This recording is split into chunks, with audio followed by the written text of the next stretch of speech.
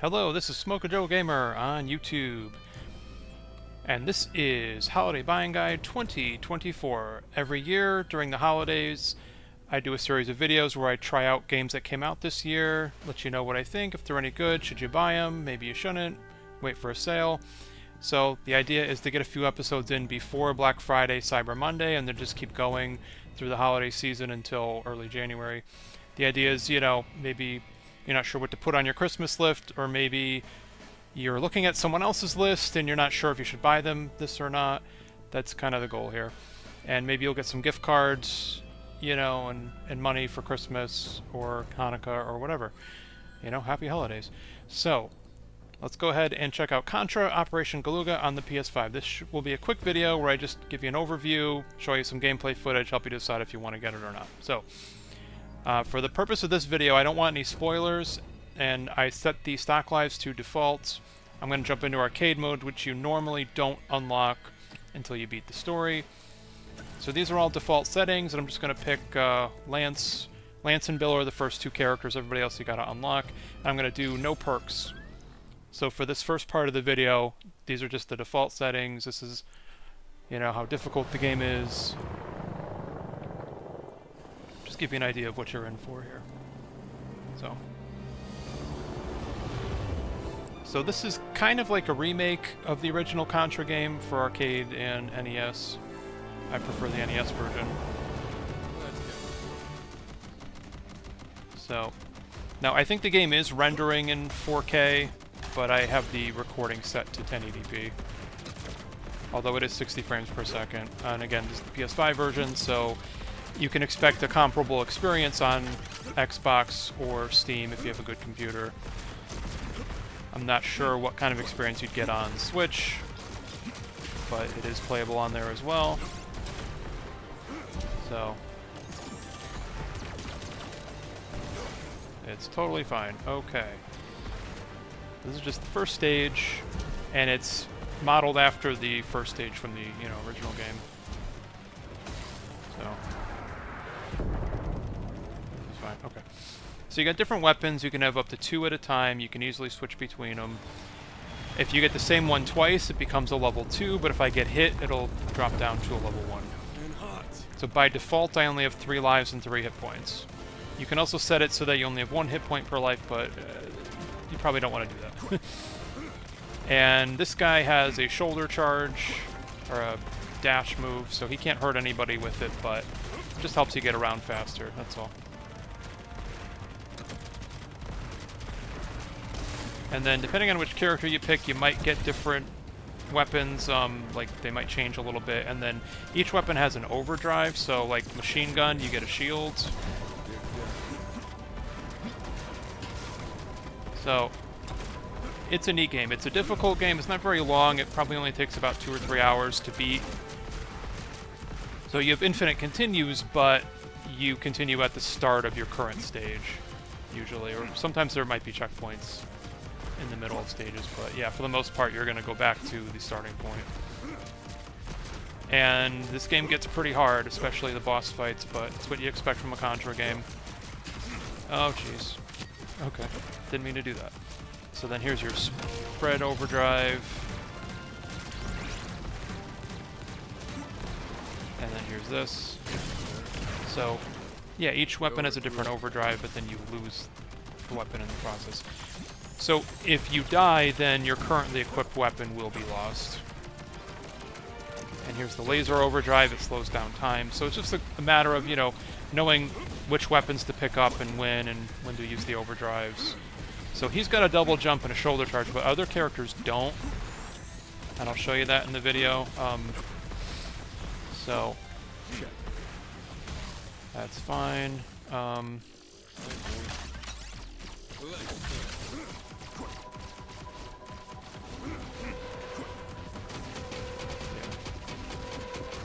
This probably looks familiar to anybody who played the original game. But yeah, so there's like a mixture of, new and kind of remixed stages, but then look, oh boy, I bet you didn't see that coming, did you?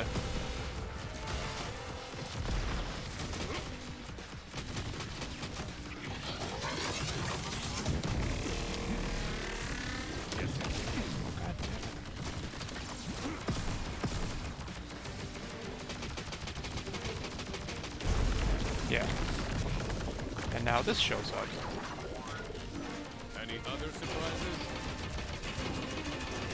And then when the thing below my health bar fills up, I can press the touchpad and get a weapon. Which is nice.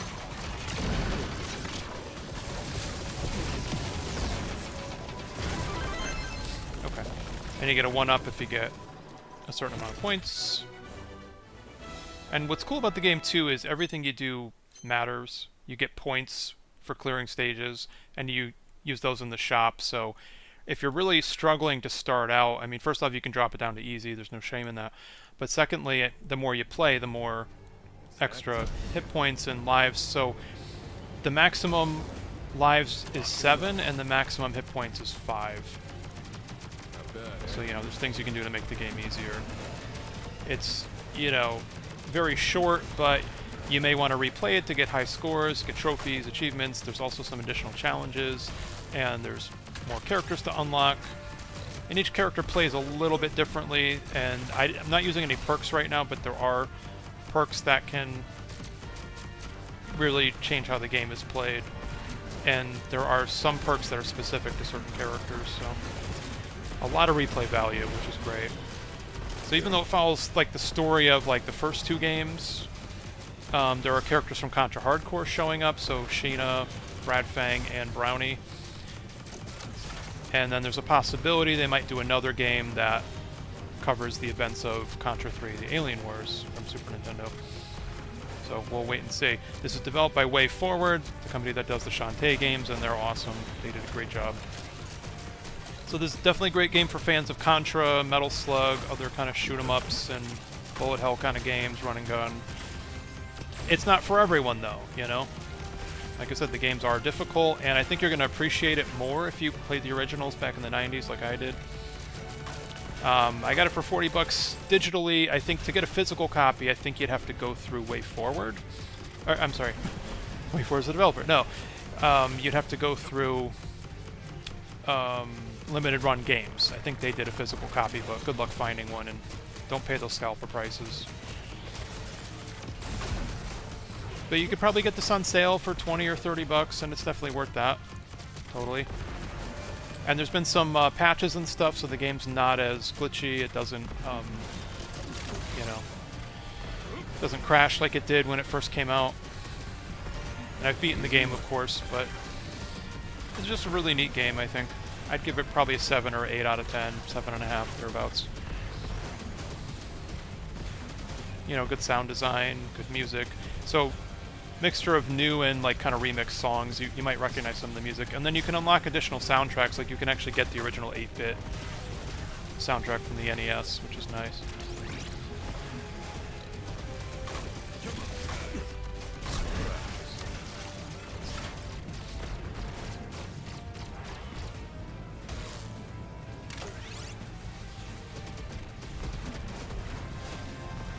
Yeah, so if you're really struggling with the game, just lower the difficulty, give yourself more lives, more hit points, no shame in it at all.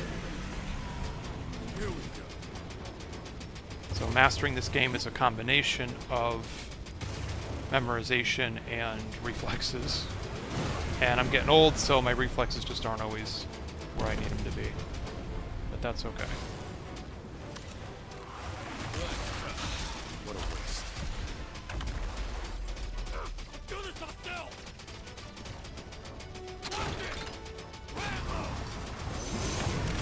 Oh man, you got me. Time for revenge.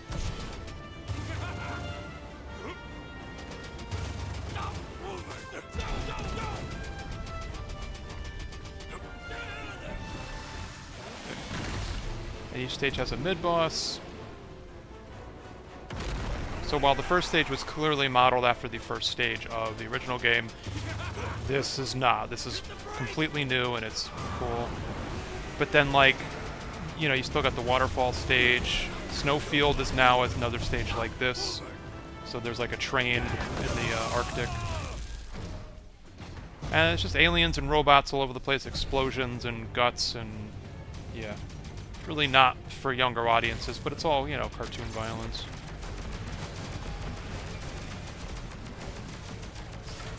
It depends on what your kid is into, you know, if you want to buy this for a kid. But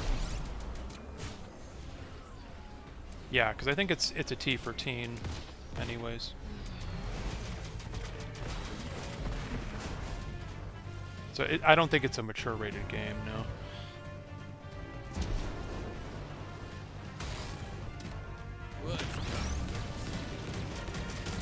And the fire move sets up a little firewall, but I kind of put it in a dumb spot. You can't move it, but it'll hit enemies that touch it, and it can block projectiles, so that's important.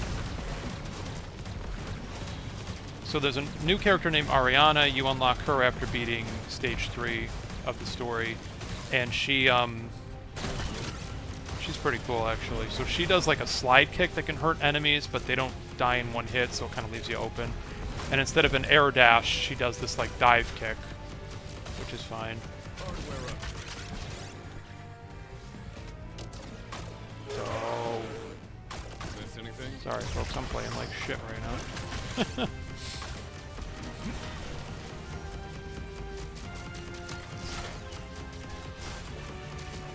Yeah, I beat the story on normal, and I don't know how many times I continued. It was a lot. I'm getting hit a lot, though.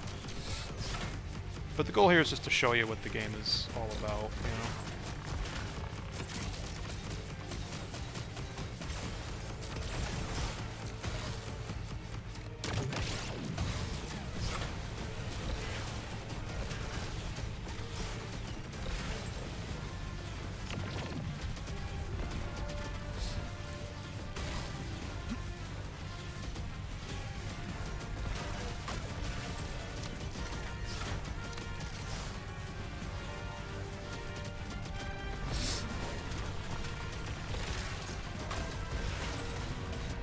Yeah, I just want to give you a good idea of what you're up against. Okay.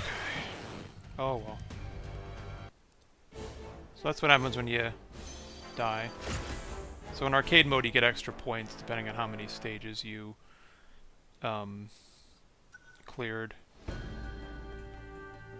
Yeah, and you can see here's all of the perks I already bought, which is fine. I'm going to go back, and I'm going to...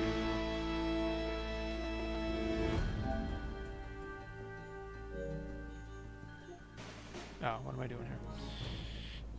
Alright, yeah, I want to do this, so now I'm going to give myself more lives. And then when you continue, you can pick whoever you want. So I'll give myself more lives, I'll pick New Girl. And for some reason, she has less hit points than the boys do, so I'm just going to go ahead and give her extra hit points. And, yeah. So here's what happens when you give yourself more lives and more hit points and you use perks. This is fine, so... Yeah, so when she's on the bike, you can see she does that kind of slide hit there, which is neat. Now a laser rifle.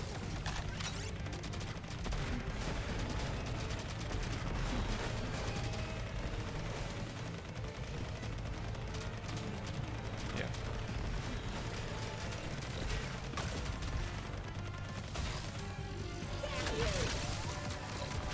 And there are level 2 overdrives, but you have to enable it using a perk. So.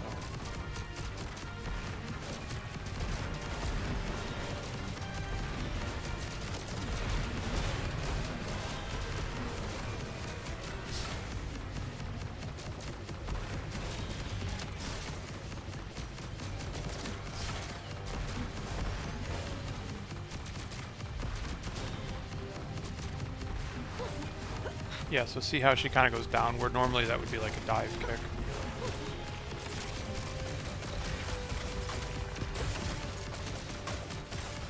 So I unlocked Sheena from Contra Hardcore for 8,000 points, which is a lot. It takes a while to get that many, especially if you want to buy other things along the way. And she can use a grappling hook, but she does not have a double jump. And then she also has the slide kick, and then she can like use her gun, like she can swipe it to stop projectiles or freeze enemies for a second. It doesn't do any damage though. And then you have Lucia. She's got the grappling hook and the dash. No double jump though, so you gotta be careful. And then she modifies the spread so that it's like a charged shot, and you have to keep mashing the button if you want to shoot quickly. So It just, you gotta be careful. Each character plays a little bit differently, and if you get used to one of them, it can be jarring to switch. I die constantly because I forget that whoever I'm using doesn't have a double jump, or doesn't have the grappling hook. Stanley is a guy in a mech suit. He has the most hit points, and he has a hover ability, and then he modifies the machine gun. And then some of the overdrives are different. So, like, she gets a black hole that absorbs projectiles when you have the C weapon.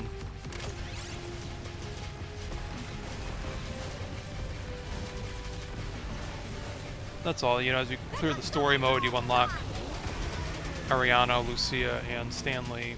And then you get the Probotector robots, which don't really have anything special going on.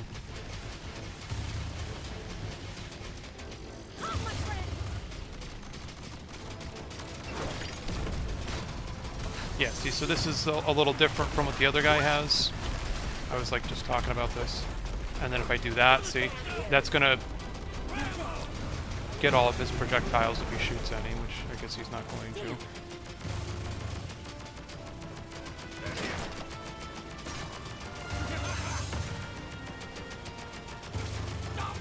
So, I've played some of these levels so many times that I practically have them memorized, but even then I make mistakes.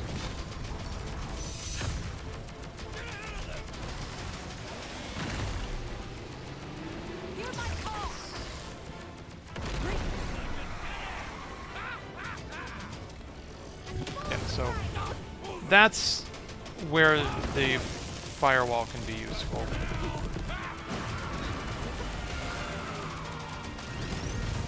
And sometimes it's like the second you get level 2, you get hit and it's gone. So that can kind of suck too. Alright.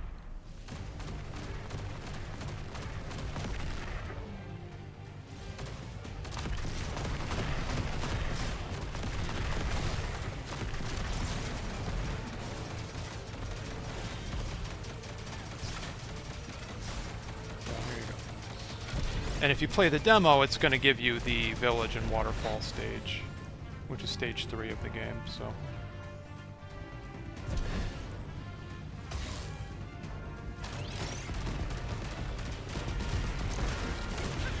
Yeah, see, it just gives you an idea of how that works. It just sucks up all the projectiles, but only she has that as far as I'm aware. And then Brad Fang is part of the story, but then you have to buy him for 8,000 points at the end.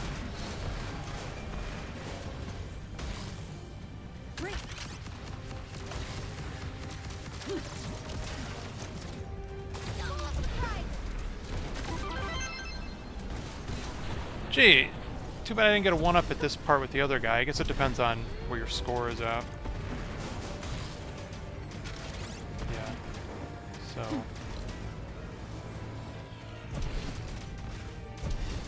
That's one more.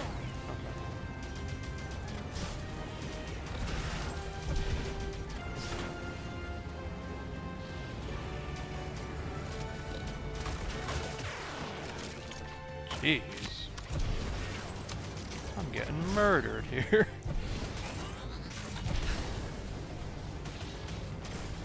Alright. Really hoping to actually clear this stage for you. And then I'll show you some challenge mode, and then that'll be it. So, you know, these are going to be shorter videos this year. I'm not live streaming them to, you know, Twitch or anything this year, so.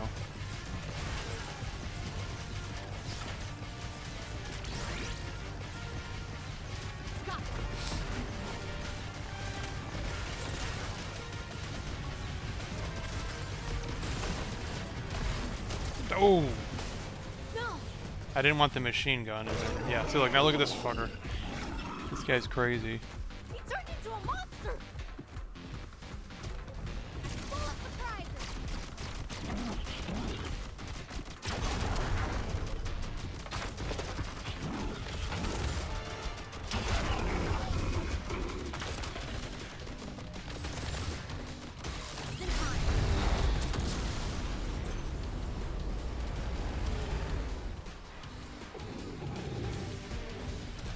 There we go.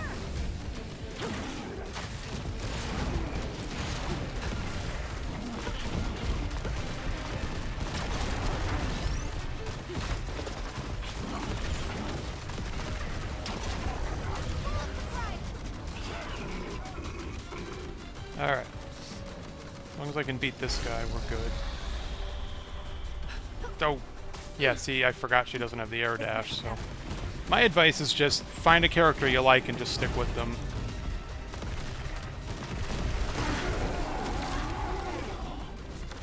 Oh, I got him. Excellent.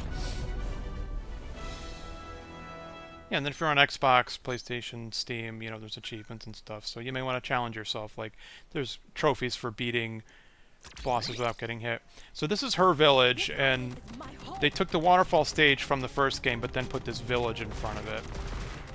And look, so that's, she's got the slide kick, and then if I'm in the air, she does that. So some weaker enemies will go down in one hit, but you also kind of leave yourself wide open. So you do have to be mindful of that.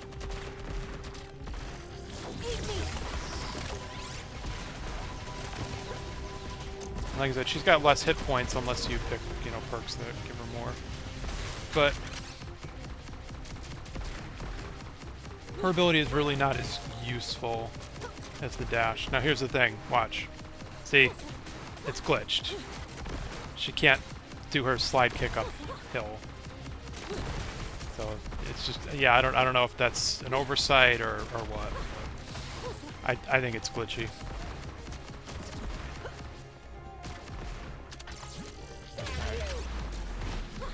Yeah. Alright. So I'm gonna quit out.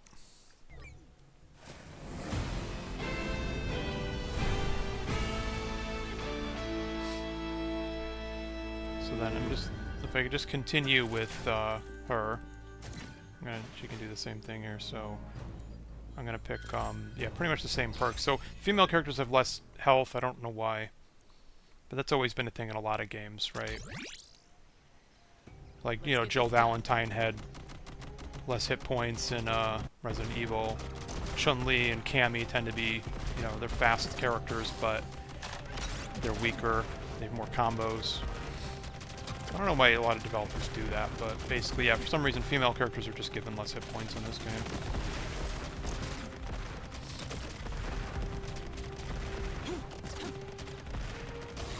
Yeah, and this is what I meant. So this is how she modifies this particular gun. So she still has the dash, but then she also has the grappling hook here. So yeah, if you want it to shoot like that, you gotta keep mashing the button, or you can charge it up.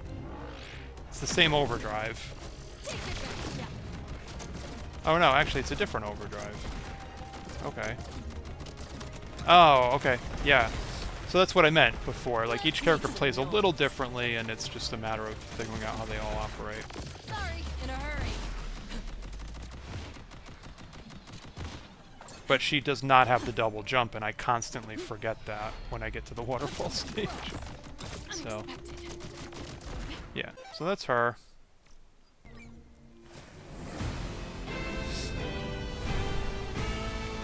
And then in your challenge mode, these challenges are very challenging. You can see I did a bunch of them, but some of them, you know, you only have one hit point, you only have one life, you know. Some of them you can't shoot, some of them you have limited ammo, and that's it. That's how these stages are. They're fucking hard.